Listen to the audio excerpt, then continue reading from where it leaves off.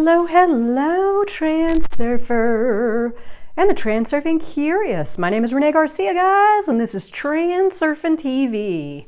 I'm super happy to be filming today. This is my first day back in a while doing really anything other than just engaging with people on Facebook and answering questions and stuff. I have to admit it's been a little bit challenging with everything that has happened in my life in the last couple of months. A massive move, leaving family, friends, going through a second round of COVID. And I know this has been kind of a controversial topic in the community, me having COVID. But you know what? It's all good. And I'm realizing now that there's something happening with me where I'm really starting to separate from my environment, separate from my state of being, separate myself from all the things that I used to have ties with that would influence me in ways that were detrimental to my reality creation process. I know this probably seems a little bit ambiguous, especially if you're new to transurfing or just stumbling upon this channel, but what I'm really trying to say here is that when you have set the vector of your flow and declared to yourself and your reality, your intention, it's almost like it doesn't matter what you encounter. It doesn't matter what comes in your direction, what challenges or obstacles you come in front of, how your state of being or your mindset at times can suffer, and you can go back to your human mode of operation, right? Being affected, being again influenced to an extent where you can maybe start to induce transition. And I'm not gonna come up to this channel or this community and try to front like I don't experience an induced transition ever, because I absolutely do. But when you find what is intended for you and you stay the course, induced transitions are almost just as interesting and enlightening as all the good stuff. So I know this isn't necessarily on topic of what I wanted to talk about today, plate fun, but it kind of actually is a little bit, because I'm going to let you in on a couple of little tips and tricks and secrets that I myself have utilize to sort of weather the storms of life, right? And keep my little boat upright. It's pretty awesome. So this is exactly what the topic is going to be today: plate fun, or ways in which you can alternatively use your intention plate. And I will also go into the history of the plate a little bit more. And I think you'll be quite surprised at some of the different ways in which I use my plate. But before I get started, remember to like this video, comment below, subscribe, join us on the Facebook group. All the course links are down below. Mo Money and Becoming Magnetic, launching soon. Bunch of good stuff in there. But I want to ask you guys a favor before I start. I got this really bitchin' puppet. This is giant. Isn't he so cute? I love him. And I don't have a name for him yet. So I was actually kind of racking my brain the last couple of days trying to pick the perfect name. And I thought, you know what? I'm going to let the people of the community pick his name. So what do you think his name should be? Something transurfy, of course. But comment it below and I'm going to choose one. And then he's going to be the official transurfing mascot. Isn't this cool? 30 bucks on Amazon. How amazing is that? Okay, so cool. Let's get started then. So when I began my Tufti 2.0 course, I was going to give this as I gave it as a seminar. I gave this course as a seminar in Egypt, and I really wanted to highlight and focus in on a few of the Tufti concepts as given to us in the book. So I really wanted to I really wanted to dive into a few of the concepts and do some additional research on various concepts like the center screen, like the plate, and sort of see them from some other modalities and some other perspectives and gain a little history, because as most of us know, the content of Reality Transurfing, steps 1 through 5, and Tufti, live stroll through a movie, it's definitely not new knowledge. It's recycled, it's pulled from the alternative space in a different format. And I wanted to like round out some of the concepts to the best of my ability so I could really see them from a number of different perspectives. So what my studies led me to was Carlos Castaneda and what he liked to call the wings of enlightenment. And this really was the plate. I believe they call it the assemblage point in the Carlos Castaneda modality. Don Juan, the book, they wrote about it quite a bit, and there was some really interesting stuff that I read, including in the story of Don Juan, that he would actually take his fist and he would have his students line up and he would come and punch them right in the plate, like as hard as he could, to the point where their knees would buckle and they would sort of fall to the ground and they could encounter or experience another variation of reality. I found that like super entertaining. But this is not anything new. The wings of enlightenment, the assemblage point, the different modalities that have touched on the fact that there is an epicenter, if you will, within the human body for enlightenment. And this is exactly where Vadim Zeland references we have our plate.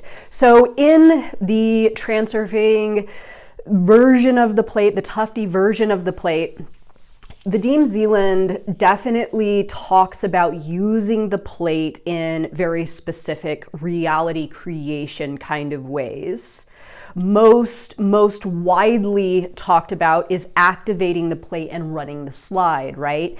And Carlos Castaneda in the Don Juan series actually talked about this quite a bit as well, that you could, activate your assemblage point and sort of flip through different variations of reality, choosing one that would materialize and sort of come through whatever, we say the mirror. I'm not exactly sure how Carlos Castaneda describes it, but it would come through the different knowledge or variations of reality and materialize just the same way Vadim presents to us it would when using the slide and activating the plate.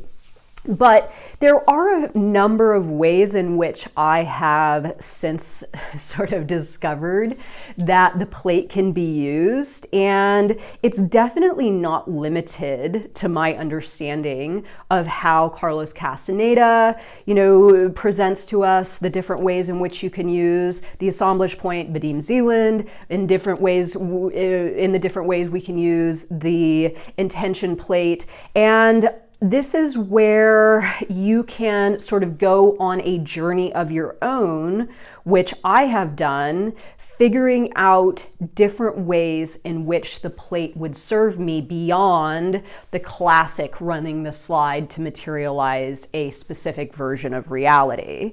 So for those of you that are not familiar with the plate, it is an energetic phantom limb that sort of extends from the back of the head down to about the center of the shoulder blades, where another extension comes out and joins it. So imagine kind of like a V shape that connects. I know this isn't a very good way to display it, but imagine that you have two sort of threads coming out and they join together. And then the end of this energetic or phantom limb is what is referred to by Vadim Zeland as the tip of the intention plate. So how I like to see it, I like to see it that this intention plate has like a plug on the end of it. And this plug sort of can fuse to my reality and help me to see ways in which I can absolutely create a better version of reality for myself starting today. Now, there are other ways in which this connection or this fusion to reality can wake me up and help me to experience a better version of reality within the moment. Not just reality creation, but actually enjoying reality more within the moment. So the way that I like to see it is that the intention plate is actually like a switch that helps you sort of turn on the present moment. So this all ties very nicely in line with the outer screen and the inner screen. The outer screen being, you know, all that distracts us, our outer environment that calls to us, pendulums that want to consume our energy, us getting lost in things like social media and the news and drama and relationships and people and everything external that takes our energy from us. The inner screen is our place of getting lost within ourselves, getting lost within fantasy, overthinking, anxiety, worrying, thinking about the past, thinking about the future, all that kind of stuff. So when you activate your plate, it kind of pulls you away from both instantly. So you activate your plate and you're pulled back from your outer screen, you're pulled out of your inner screen, and suddenly you're within your center screen where it is a pure place of focus, present moment, creation, reality creation. You are the creator of your reality within this place. Now, when you do this, you actually have access to heightened sensations, enjoyment of specific things that I will speak to in a moment. You have the opportunity to wake yourself up and take control back of your emotional state or your state of being, or maybe a direction that you are going in psychologically that is not serving you or your intentions. It is also an excellent place to pull yourself to heal, both psychologically and physically. Okay, so one of the ways in which I have discovered the plate use is like amazing. Not only amazing for its ability to control the situation, but also to enjoy it. And this is activating the plate when participating with a vice. And I know this sounds a little bit crazy because, you know, vices are typically viewed with, you know, through a polarized perspective. Oh, we don't want to have vices when we're in the self-development, when we're in our self-development mode. But it's actually quite the contrary for me. I have allowed myself to continue with specific chosen vices with awareness because I realize that when I tend to fight against them, it makes me only want the thing more. And when I sort of released myself to be like, okay, you know what? When you want to, you're going to eat your candy, or you can have a cigarette, or you can have, you know, an alcoholic drink, or you can take a recreational drug, or you can do something that, you know, typically is viewed as like, you know, you want to stop it all together, but trying to stop something altogether, in my opinion, it just doesn't work. Allowing yourself to have it and simply cycling out of the want or the desire of it is kind of like the way to do it, in my opinion, from my layer of reality. This is what's worked for me.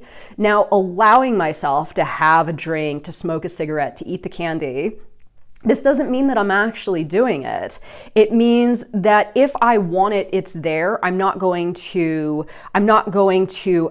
prohibit myself from having it, because then again, I'm just going to want it more. It's there, and if I want it, I feel at liberty to participate with this vice. Now, again, I don't do it very often because the lack of desire I don't really want it because I've allowed myself to have it, if that makes sense. Now, if I do decide to actually do the thing, what I do is I activate my plate while participating with this vice, because it helps me to extract from that encounter, from that engagement with that vice, as much pleasure as I possibly can. So I kind of like get my fix, right? I get my fix, I get my fill of it. I either really feel it and I feel good, or I really feel it and I feel bad. This is exactly how it is for cigarettes with me at this point.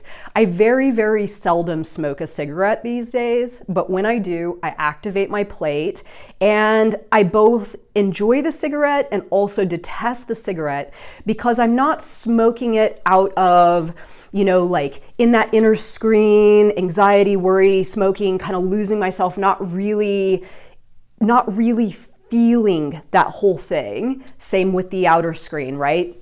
I'm present, I'm engaging with that vice in a present moment, and it's extremely powerful because I get to derive from it exactly what I need to move on and not participate with it again for a while. And it absolutely works for me. So any vice that you have, no matter how naughty, activate your plate, and you will see that not only do you need less of it when you do, but you will want less of it because you're present and you can actually feel the negatives, if you will, of participating with that vice.